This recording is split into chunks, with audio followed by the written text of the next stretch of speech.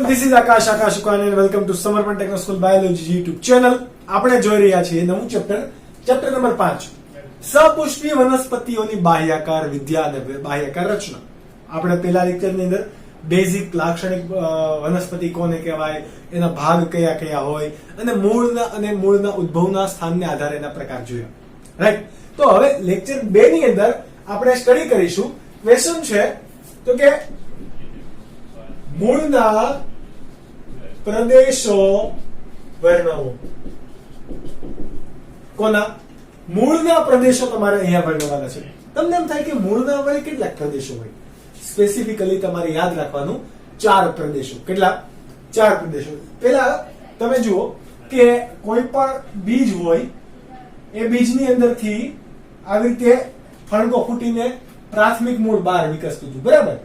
હવે એ મૂળ છે એ ધીરે ધીરે આટલું થયું, એમાંથી જમીનની અંદર આટલું આવ્યું, ત્યાંથી જમીનની અંદર વધારે જાડું બન્યું. હજુ શું થશે? જાડું બનતું જ જશે કે નહીં? તો કે યસ, એનામાંથી બીજા મૂળ ને બધું વિકસવાની શરૂઆત થાય કે નહીં થાય? તો કે યસ.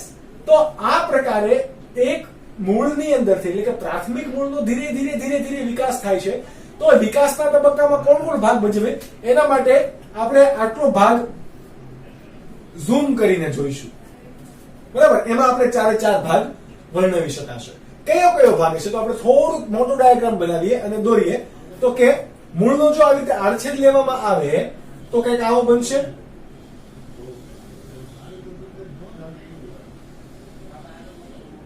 બરાબર, સમજો કે આવો કંઈક ભાગ છે, આ મૂળનો વિકાસ પામેલો. હવે એના આગળના પ્રદેશની અંદર કંઈક રક્ષણ આપતી રચના છે. શું છે? રક્ષણ આપતી રચના. અને એના આ બધા ભાગે મૂળ રોમ આવેલા છે. શું આવેલા છે? મૂળ રોમ. આ રીતે તમે ડાયાગ્રામ ડ્રો કરી શકો. સિમ્પલ વસ્તુ છે. આ તમારે મૂળનો આ છે, એટલે આપણે આટલા વિસ્તારની અંદર મૂળના 4 પ્રદેશ વર્ણવવાના છે. કેટલા? 4. કયા છે આપણે બધાને વર્ણવીએ. જુઓ, આ ભાગ જે છે, આટલો અમથો ભાગ, એમાં જે બ્લેક કલરના માર્કરથી તમને દેખાય છે એ તમારું શું છે? મૂળ ટોપ પ્રદેશ. કયો છે? મૂળ ટોપ પ્રદેશ. ત્યારબાદ મૂળ ટોપ પ્રદેશની ઉપરની બાજુનો વિસ્તાર જોઈએ તો આટલો ભાગ જે છે એ છે વર્ધનશીલ પ્રદેશ. કેવો છે? વર્ધનશીલ પ્રદેશ. એના ઉપરનો ભાગ જોઈએ એટલે કે આટલો ભાગ, બરાબર. તો આ ભાગ કોણ છે? વિસ્તરણ પ્રદેશ. એના ઉપરનો ભાગ જોઈએ કે જ્યાં આવા કે મૂળ રોમ નીકળેલા છે, એ ભાગ કયો હશે? તો કે પરિપક્વન પ્રદેશ. કેવો ભાગ? પરિપક્વન પ્રદેશ. કેટલા તમારા ભાગ થયા? 1 2 3 4. હવે એમાં સ્પેસિફિક રચનાની વાત કરીએ તો આ બ્લેક કલર થી આપણે જે દોરેલ છે એ એનું શું છે? મૂળ ટોપ. એ આખા પ્રદેશને શું કહેવાશે? મૂળ ટોપ પ્રદેશ. અને આ જે આ ભાગ તંતુમય કંઈક ભાગ બહાર નીકળે છે એ શું છે? આપણું મૂળ રોમ. શું છે? મૂળ રોમ. તો તમારે આ નથી દોરવાનું, પણ આ ડાયાગ્રામ દોરવાનો છે. શું છે? આ ડાયાગ્રામ. અને ક્યારેય પણ તમે ડાયાગ્રામ દોરો એટલે હંમેશા નીચે આવી રીતે બ્રેકેટમાં લખવાનું કે આ ડાયાગ્રામ શાનો છે. તો અહીંયા તમારે દર્શાવવાનું કે મૂળના વિવિધ પ્રદેશો. આટલું તમારે વર્ણવવાનું. ક્યારે ભૂલવાનું નહીં. ક્યારે કોઈ પણ ડાયાગ્રામ હોય તો નીચે આવી રીતે લખવું પડશે. નહીં તો ખબર તો પડવી જોઈએ આ છે શું. નહીં તો આગળ લખેલું હોય અને નામ નિર્દેશન ના કરેલું હોય તો આ વસ્તુ કંઈક બીજું દેખાય, બરાબર. એટલે કે ગાજર જેવું દેખાય, પણ આ ગાજર તો છે નહીં. એટલા માટે તમારે અહીંયા સમજવું પડશે. ઓકે, હવે આપણે 4 પ્રદેશને ઇન ડિટેલ વાત કરીએ. કયા પ્રદેશની કઈ ખાસિયત છે એ સૌથી પહેલા આપણે નીચેથી શરૂઆત કરીએ કે નહીં? મૂળ ટોપ પ્રદેશ. જ્યારે પણ આવી રીતે નાનું મૂળ હશે ત્યારે મૂળ ટોપ પ્રદેશ બધાની અંદર આગળ હશે. તો કે મૂળ ટોપ પ્રદેશ આગળ આગળ વધે છે એ કામ શું કરશે? આગળ આગળ જશે એમ જમીનની અંદર આ બધું છે ક્યાં? જમીનની અંદર. જમીનની અંદર જશે તો આ આગળના પ્રદેશના મૂળના કોષો હશે એ નાશ પામી જશે અથવા તો એનો વિકાસ થઈ શકે નહીં. તો આપણે કેવા, જેમ કે ઇન્ડસ્ટ્રીની અંદર તમે જાઓ એટલે આંગળી ઉપર કોઈ વજનદાર વસ્તુ પડે નહીં એટલા માટે લોખંડની વીંટી પહેરાવે અથવા તો એને અંગુલિત્ર કહે કે જેનું કામ શું છે? રક્ષણ કરવાનું, આપણા આંગળીના ટેરવાનું. એવી રીતે અહીંયા મૂળના ટેરવાનું રક્ષણ કરતી રચના એટલે કે કોણ? ટોપી જેવી રચના, એને આપણે શું કીધું? મૂળ ટોપ. અને એ વિસ્તારને શું કહેવાશે? મૂળ ટોપ પ્રદેશ. એટલે વિકાસ આવી રીતે બરાબર ટોપી પહેરાવેલી હોય. આ જેમ કે ઢાંકણું છે, આ ઢાંકણું છે એ આપણું મૂળ ટોપ પ્રદેશ. હવે આ મૂળ આગળ આગળ જાય છે, જમીન એનો શું કરશે? અવરોધ કરતી હશે, પરંતુ એ અવરોધ કોણ ઘર્ષણ કરશે?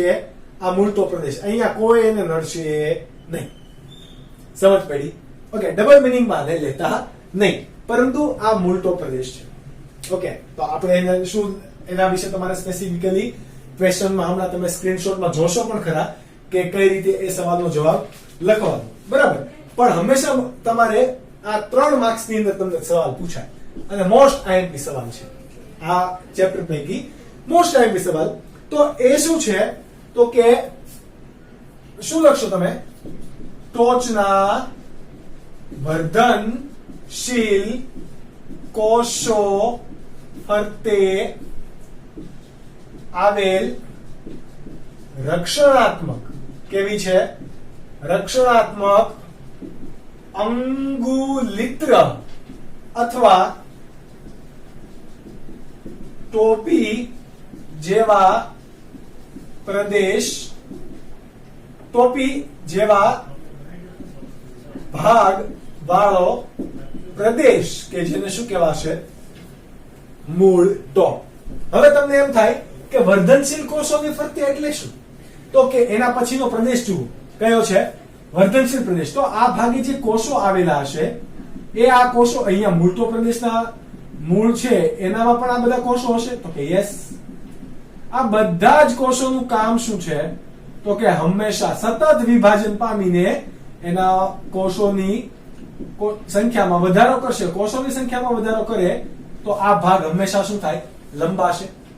જેમ કે આ વિસ્તારે અહીંયા વર્ધનશીલ કોષોનો પ્રદેશ હતો, એ કોષો અહીંયા રહી ગયા, બરાબર, પરંતુ એ નવા કોષ વિભાજન પામીને નવા કોષો ઉમેર્યા, એ ક્યાં હશે? અહીંયા. એ બધા કોષ ક્યાં રહી ગયા? તો કે અહીંયા. કોષ ક્યાંય જતા નથી, કોષ આગળ ગતિ કરતા નથી, કોષ ત્યાં ને ત્યાં છે, પરંતુ આ કોષો વિભાજન પામીને નવા કોષો અહીંયા રચશે.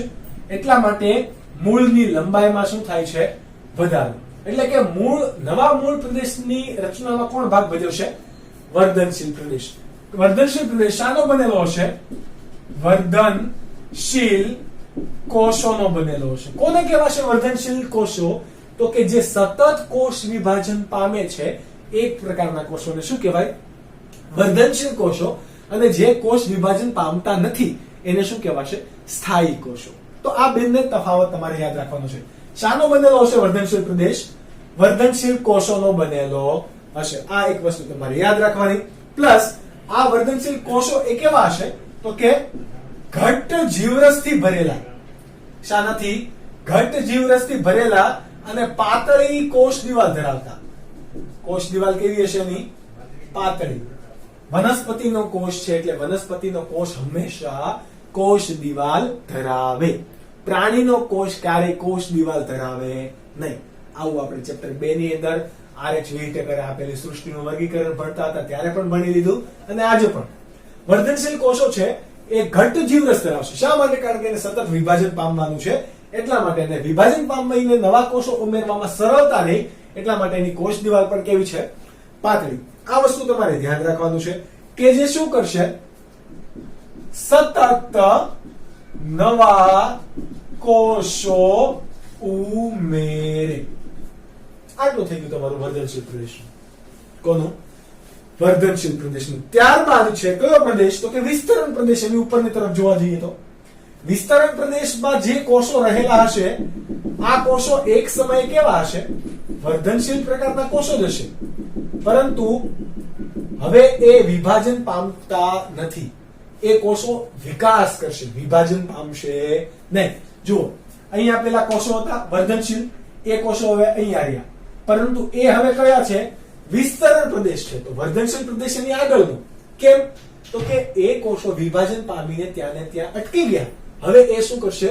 વિકાસ કરશે. વિકાસ એટલે કે વિસ્તરણ. શું વિસ્તરણ? આપણે અલગ અલગ અહીંયા ભાગ પાડી દઈએ એટલે તમને સમજવામાં પણ બહુ ઈઝી પડે. વિસ્તરણ પ્રદેશ છે, તો વિસ્તરણ પ્રદેશના કોષો કેવા હશે? વર્ધમાન પેશીના કોષો વિકાસ અથવા તો પ્રલંબન પામી મૂળના કદ અને લંબાઈમાં શું કરે? વધારો. શું કરે? વધારો. જુઓ, વર્ધનશીલ પ્રદેશનો ભાગ થોડોક પાતળો છે, જ્યારે વિસ્તરણ પ્રદેશ વિસ્તરાયેલા છે, કોષો પ્રલંબન પામેલા છે, વિકાસ પામેલા છે, એટલે એનું કદ પણ કેવું થયું છે? મોટું. તો એ ઘેરાવો કેવો છે? વધારે. તો આ ઘેરાવો વધારે કરવામાં મદદ કોણ કરશે? વિસ્તરણ વિસ્તરણ પ્રદેશના કોષો. કેવા? વિસ્તરણ પ્રદેશના કોષો આ વૃદ્ધિ માટે પણ કેવા છે? જવાબદાર. આપણે વધારો કર્યો ને, તો વૃદ્ધિ માટે જવાબદાર કોણ? વિસ્તરણ પ્રદેશ. ત્યારબાદ છે મેઇન આપણો પરિપક્વન પ્રદેશ, જે સૌથી ટોચના ભાગે અત્યારે આપણે દર્શાવ્યો છે. પણ આપણે એને કઈ રીતે દર્શાવી શકીએ? તો કે આ વિસ્તરણ પ્રદેશના કોષો એ અહીંયા હતા, બરાબર. હવે આ ભાગ હજુ અહીંયા જાય છે, એટલે વિસ્તરણ પ્રદેશના કોષો અહીંયા થઈ ગયા, જે કદાચ અહીંયા હતા પહેલા. હવે વિસ્તરણ પ્રદેશ અહીંયા જતો રહ્યો. વિસ્તરણ પ્રદેશની અંદર રહેલા કોષો, આ ભાગ અહીંયા જે ભાગ છે એ ક્યાં દર્શાવ્યો આપણે? આ બાજુ, બરાબર. અને આ વર્ધનશીલ કયા છે? આ. અને આ તો કે નવા ઉમેરાયેલા કોષો. આની આગળ તો મૂળ તો હતી જ.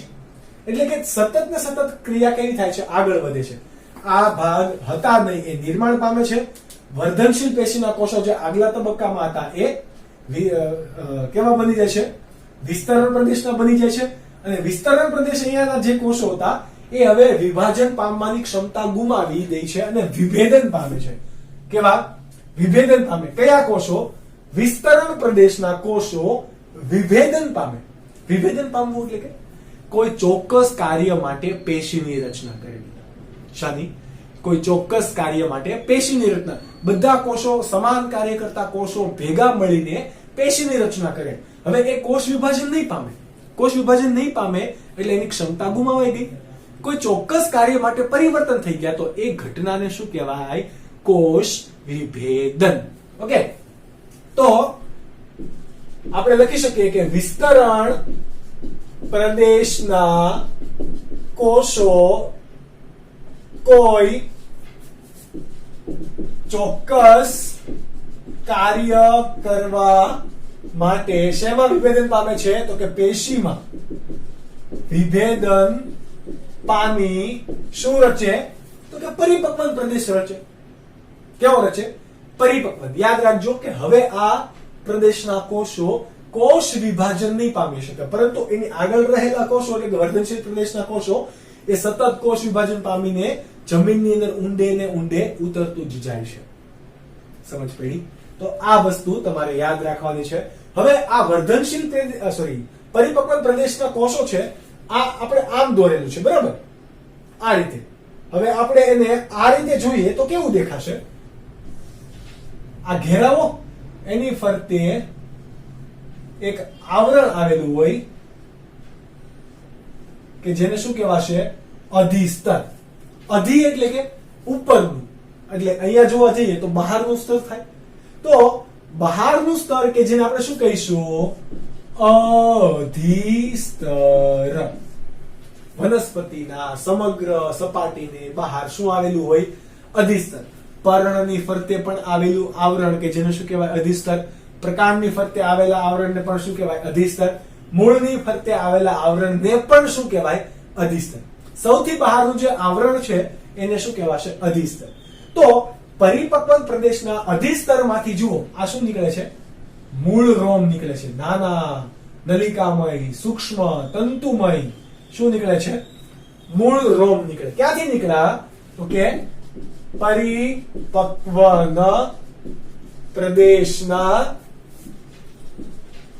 અધિસ્તરીય ભાગમાંથી શું નીકળે છે તો કે મૂળ રોમ નીકળે છે. હવે તમારે એક વસ્તુ યાદ રાખવાની કે આ મૂળ રોમ હશે કેવા તો કે ઘણીવાર એક કોષીય હોય, ઘણીવાર બહુકોષીય હશે. એ આપણે ડિટેલમાં જોઈશું જ્યારે મૂળની આંતરિક રચના ભણીશું ત્યારે.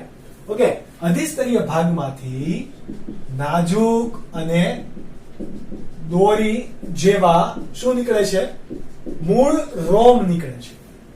ઓકે, તો મૂળ રોમ પ્રદેશ, મૂળ રોમ આવેલા ક્યાં હશે પરિપક્વન પ્રદેશમાં. મૂળ રોમનો વિકાસ કોનામાંથી થયો અધિસ્તરીય, બરાબર, અધિસ્તરના કોષોમાંથી. પરંતુ એમ કે અધિસ્તર મૂળ રોમનો નિર્માણ કયા કોષોમાંથી થાય તો એ હંમેશા આવશે વર્ધનશીલ પ્રદેશના. કેમ તો કે મૂળ રોમમાં વિકાસ પામે છે ને, વિકાસ પામે છે એટલે કે કોષ વિભાજન પામીને આગળ વધતા હશે તો એ કોષો ત્યાં પણ કયા હશે વર્ધનશીલના કોષો.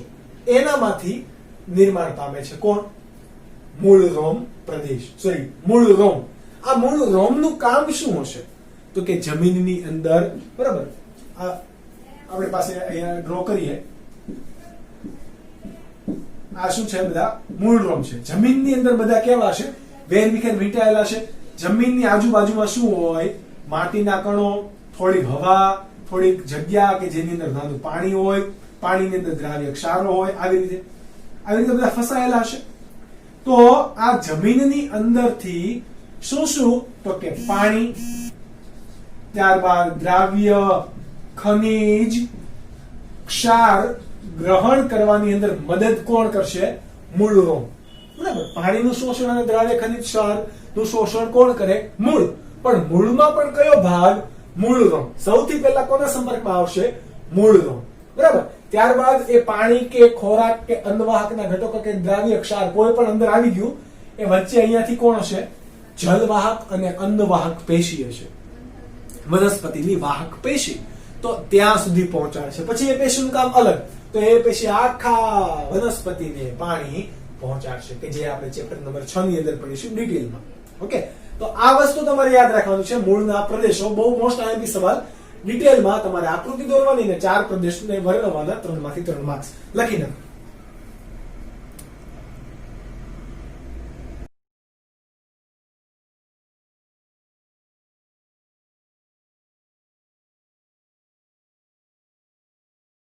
ત્યારબાદનો ટોપિક છે મૂળના વિશિષ્ટ રૂપાંતરણો. મૂળના આપણે સામાન્ય કાર્યો જોયેલા 4: શોષણ, સ્થાપન, સંશ્લેષણ, બરાબર, ટોટલ આપણે 4 જોયેલા. તો આ 4 પૈકી એના સિવાયના પણ ઘણા બધા કાર્યો છે કે જેને આપણે શું કહીશું વિશિષ્ટ કાર્યો. વનસ્પતિના મૂળ વિશિષ્ટ કાર્યો કરવા માટે વિશિષ્ટ પ્રકારના રૂપાંતરણો પણ ધરાવતા હોય. કયા કયા એમ તો ઘણા બધા છે, પરંતુ એનસીઆરટી બુક પ્રમાણે જે તમને 3 પ્રકાર આપેલા છે એ આપણે આજે ભણીશું આ લેક્ચરની અંદર. ઓકે, નીટની અંદર આમાં પણ ડિટેલમાં ઉતરીશું તો એમાં વધારે એક્ઝામ્પલ ફરીથી યાદ રાખીશું. લેટ્સ સી કે મૂળના વિશિષ્ટ રૂપાંતરણો કયા કયા માટે થાય. તો કે આમ તો તમને જે એનસીઆરટી પ્રમાણે આપ્યું છે એ પ્રકારે 3 કાર્યો માટે મૂળ વિશિષ્ટ રૂપાંતરણો ધરાવે છે. પહેલું તો કે ખોરાક સંગ્રહ કરવા માટે. શાના માટે? ખોરાક સંગ્રહ કરવા માટે. બીજું તો કે યાંત્રિક આધાર માટે. અને ત્રીજું છે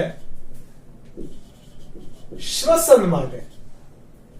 કઈ ક્રિયા માટે? શ્વસન માટે. હવે તમને એમ થાય છે મૂળ શ્વસન કરે તો કે યસ, એ વિશિષ્ટ પ્રકારનું કાર્ય છે એ માટે એનું રૂપાંતરણ ધરાવશે. બરાબર. હવે પહેલું જોઈએ ખોરાક સંગ્રહ. ખોરાક બનાવશે કોણ? તો કે વનસ્પતિ. વનસ્પતિનો કયો ભાગ? તો કે પર્ણો. આ પર્ણો દ્વારા બનાવેલો ખોરાક એ પ્રકાંડમાં જાય, ફળમાં જાય, બધે જ જાય. પરંતુ જ્યારે વનસ્પતિની વિકટ પરિસ્થિતિ આવે, વિપરીત પરિસ્થિતિ આવે, એ સમયે વનસ્પતિ પાસે જો કંઈક હોય તો એ પોતાનું જીવન ગુજારી શકે. એ માટે આ ખોરાક કોઈ મૂળના ભાગમાં એ સંગ્રહ કરે છે. શું કરે? મૂળના ભાગમાં સંગ્રહ કરે છે. તો એ પ્રકારના મૂળ કેવા કહેવાશે? ખોરાક સંગ્રહી મૂળ. શું કહેવાશે? ખોરાક સંગ્રહી મૂળ એ વિશિષ્ટ પ્રકારનું અનુકૂલન છે. બાકી બધા વનસ્પતિની અંદર આવું જોવા નથી મળતું. ચોક્કસ અથવા તો અમુક પ્રકારની વનસ્પતિમાં જ આ વસ્તુ જોવા મળે છે. ઓકે, એટલે તમારે લખી શકાય કે પર્ણો દ્વારા તૈયાર થતા ખોરાકના વધારાના જથ્થાનો સંગ્રહ કોણ કરશે? મૂળ કરે. તો એને શું કહેવાય? ખોરાક સંગ્રહી મૂળ. આ તમારે આવું હું જે બોલું છું એ તમારે લખવાનું છે કે જે તમને સ્ક્રીનશોટ દ્વારા મળતું રહેતું છે. હું તમને અહીંયા સમજાવીશ, તમારા કોન્સેપ્ટ ક્લિયર કરીશ. ઓકે, અને આપણે અહીંયા ઉદાહરણને ચાર્ટ દ્વારા સમજીશું. હું તમને એ સમજાવી શકું, બધું જ લખવા બેસીશ તો આપણે ઓલરેડી બહુ ઘણો બધો ટાઈમ જશે કે જે તમે આમ પણ વાંચી શકો છો, પરંતુ તમારા કોન્સેપ્ટ ક્લિયર થાય એ આપણો મેઇન ટાર્ગેટ હશે. રટ્ટાબંધી કરવાનું નથી. ખોરાક સંગ્રહ માટે આપણે જે કંઈ પણ મૂળ છે એ બે પ્રકારના પાછા હશે. કેવા કેવા? તો કે અહીંયા જોઈએ, સોટીમય મૂળ તંત્ર હોય એ ખોરાકનો સંગ્રહ કરે તો એ કયા કયા? અને અસ્થાનિક મૂળ હોય. કેવા? અસ્થાનિક મૂળ અથવા તો તંતુમય મૂળ છે એ પ્રકારે જો ખોરાકનો સંગ્રહ કરે છે તો એ કયા કયા? એ બંને આપણે અહીંયા ભણીશું. ઓકે, અસ્થાનિક મૂળ અથવા તો આપણે એને કહીશું તંતુ મૂળ. તંતુમય મૂળ તંત્ર ખોરાકનો સંગ્રહ કરે અને સોટીમય મૂળ તંત્ર પણ ખોરાકનો સંગ્રહ કરે. અને આ ખોરાકનો સંગ્રહ કરીને પાછા વિવિધ પ્રકારના આકાર પણ લે. જેમ કે આપણા પાસે ગાજર છે. કોણ છે? ગાજર. ગાજર કેવા આકારનું હોય? તો કે આવું. બરાબર. તો ગાજરનું જે આ ભાગ જે તમે ખાવ છો, ગાજરનો હલવો છે, એ મૂળનો હલવો ખાવ છો. એટલે આ ભાગ જે છે એ કોણ છે? મૂળ. તો આ કેવા આકારનો છે ગાજર? આપણા પાસે છે શંકુ આકાર. કેવો છે આ? શંકુ આકાર. ત્યારબાદ તમે મૂળા ખાવ છો. કોણ ખાવ છો? મૂળા. આ મૂળાનો આકાર કેવો છે? અનિયમિત આકારનો, કારણ કે આપણને તો ભાવતા નથી, જોવા કોણ બેસે? આવો કઈક આકાર હોય. ઓકે, તો આ મૂળાનો જે વ્હાઈટ કલરનો ભાગ છે કે જેને આપણે વ્હાઈટ કેરેટ પણ તરીકે પણ ઓળખીએ છીએ, તો આ મૂળાનો આકાર કેવો છે? ત્રાક આકાર. કેવો? ત્રાક આકાર. ત્યારબાદ બીટ છે. બીટ. તમને એમ થશે બીટ એ મૂળ છે, તો કે યસ, બરાબર છે. હિમોગ્લોબિન આપણા શરીરની અંદર વધારે એ બીટ. બીટનો આકાર કેવો છે? આમ હશે, પછી આવો ભાગ લાંબો આમ ખેંચાયેલો છે. ઓકે, અથવા તો હું તમને અહીંયા થોડુંક સાઈડમાં ડ્રો કરી દઉં જેનાથી તમને વધારે સમજ પડે. હકીકતમાં છે કેવું? સોટીમય મૂળતંત્ર. પણ સોટીમય મૂળતંત્રનો આ ભાગ જે છે એ વધારે ફૂલીને ભ્રમર આકાર, ભમરડા જેવો બની ગયો છે. કેવો છે? ભમરડા જેવો બની ગયો છે. એટલા માટે બીટ જે છે એ બીટને આપણે કેવા પ્રકારનું મૂળ કહેવાશે? કેવા પ્રકારનું ખોરાક સંગ્રહી મૂળ કહેવાશે? એનો આકારને આધારે ભ્રમણાકાર. કેવું? ભ્રમણાકાર. આ તમારે ખાસ યાદ રાખવાનું છે. ત્યારબાદ હજી તમારી પાસે સલગમ પણ છે. કેવું છે? સલગમ. તો સલગમ પણ કેવું હશે? બીટ જેવું જ દેખાય. કોના જેવું? બીટ જેવું. તો ભ્રમણાકારની અંદર બીજો કોનો યાદ રાખશો તમે? સલગમ. કેવું? સલગમ. ઓકે, તો આ આકારની વાત થઈ ગઈ. હવે જોઈએ આપણે અસ્થાનિક મૂળતંત્ર. અસ્થાનિક મૂળતંત્રની અંદર પણ તંતુમય મૂળતંત્ર છે એ ખોરાકનો સંગ્રહ કરે. કેવા હતા તંતુમય? તો કે આવા છૂટા છૂટા બધા તંતુઓ હશે તંતુમય મૂળતંત્રના. સપોઝ તમે ખાલી એક એક્ઝામ લ્યો છો, બરાબર, એટલા માટે એક્ઝામ્પલ લ્યો છો. તો અહીંયા તંતુમય મૂળતંત્રની અંદર કોઈ આવો ભાગ જે છે એ ખોરાક સંગ્રહ કરીને ફૂલી ગયો, એટલે કે એના પાસે પણ શું છે? ખોરાક હાલને તબક્કે રહેલો છે. ઓકે, તો જ્યારે પણ તંતુમય મૂળતંત્ર ખોરાકનો સંગ્રહ કરે તો એને શું કહેવાશે? સાકંદ મૂળ. શું કહેવાશે? સાકંદ મૂળ. જોજો, કંદ મૂળ નથી. કંદ મૂળ એ વસ્તુ અલગ છે કે જે આપણે પ્રકારનું ભણશું ત્યારે આવશે. ઓકે, હવે એ પૈકી ઘણા વનસ્પતિના છોડની અંદર મૂળ, આમ મૂળની અંદર એકલ દોકલ આમ અહીંયા કોઈ ખોરાકનો સંગ્રહ કર્યો, આ ભાગે કોઈ ખોરાકનો સંગ્રહ કર્યો, આ ભાગે કોઈ ખોરાકનો સંગ્રહ કર્યો, બરાબર. અહીંયા ત્યારબાદ અહીંયા છૂટા છવાયા જો એકલ દોકલ પ્રકારે આ છે ખોરાક સંગ્રહી ભાગ. તો એ પ્રકારના મૂળને શું કહેવાશે? એકલ દોકલ અથવા તો છૂટા છવાયા સાકંદ મૂળ. ઉદાહરણ કોણ છે આ પ્રકારે? કોણ હોય? તમે રામનવમી હોય, શિવરાત્રી હોય તો શેમાં જેનો શેરો ખાવ છો એટલે કે કોણ? શક્કરિયા. તો શક્કરિયા છે એ કોનું ઉદાહરણ છે? એકલ દોકલનું. એકલ દોકલ સાકંદ મૂળ. ત્યારબાદ દહાલિયા અને શતાવરી છે તો એની અંદર પણ શું જોવા મળે? આવા રીતે તંતુમય મૂળતંત્ર જોવા મળે. શું જોવા મળે? તંતુમય મૂળતંત્ર જોવા મળે. પણ એની અંદર આમ કહેવાય ને કે ઝુમખાની અંદર ખોરાક સંગ્રહ, શક્કરિયા જેવા ભાગ જ પણ આમ ઝુમખાની અંદર ગોઠવાયેલા હોય, છૂટા છવાયા નહીં. જો કેવા છે? ઝુમખા અથવા તો ગુચ્છા, એક આખો ગુચ્છ હોય એ પ્રમાણે ગોઠવાયેલા છે. એટલા માટે આપણે એને શું કહીશું? ગુચ્છાદાર સાકંદ મૂળ. કોની અંદર જોવા મળે? તો કે ડહાલિયા અને શતાવરી. કોની અંદર? ડહાલિયા અને શતાવરીની અંદર. આ વાત થઈ ગઈ. આ સુરણ નથી, હા, કોઈ તુક્કા લગાવી દેશે સુરણ, તો કે સુરણ નથી. સુરણની અંદર પ્રકાંડ એ ખોરાકનો સંગ્રહ કરશે. આ વાત થઈ ગઈ ખોરાક સંગ્રહની. તમને આવડી જાય તો કે યસ, બહુ ઈઝી છે, એક્ઝામ્પલ યાદ રાખવાના. ત્યારબાદ કોણ છે? યાંત્રિક આધાર આપતા. યાંત્રિક આધાર આપે એમાં પણ આપણે બે ભાગ પડશે. કયા કયા? તો કે એક છે અવલંબન મૂળ અને એક આપણું અવલંબન મૂળ, અને આપણી પાસે જે બીજું મૂળ છે એને કહેવાશે સ્તંભ મૂળ. આપણે બંનેને સમજીએ. સ્તંભ મૂળ. યાંત્રિક આધાર એટલે કે ટેકનિકલ આધાર એટલે કે સપોર્ટ. કોઈ બરાબર, હવે તમારો એક પગ તમને દુખે છે તો એક પગ તમારો ભાગી ગયો છે તો તમે આ યાંત્રિક આધાર માટે પેલી ઘોડી લેશો અથવા તો લાકડાનો ટેકો લેશો તો એ તમને શું આપે છે? યાંત્રિક આધાર. તમે બરાબર ઉભા રહી શકો, તમે તમારી સ્થિતિ જાળવી શકો એ માટે કોઈ પણનો તમે સપોર્ટ લો છો એને શું કહેવાશે? યાંત્રિક આધાર. તો એવી રીતે વનસ્પતિમાં પણ જોવા મળે. બરાબર, એકદળી વનસ્પતિ જેમ કે કેવડો છે, શેરડી છે કે મકાઈ. કોણ કોણ? મકાઈ, શેરડી કે પછી કેવડા. બરાબર, એ વનસ્પતિના મૂળ તંત્રની અંદર આપણે શેરડીનું એક એક્ઝામ્પલ લઈએ. બરાબર, તમે શેરડી તો જોઈએ જ હશે બધાએ, તો એના તમે મૂળ પણ જોયા છે. શેરડીના છેલ્લા રાડા જોજો, ભલે તમને મોડા લાગે પરંતુ એ રાડા જોજો આવી રીતે પ્રકારના કંઈક હશે.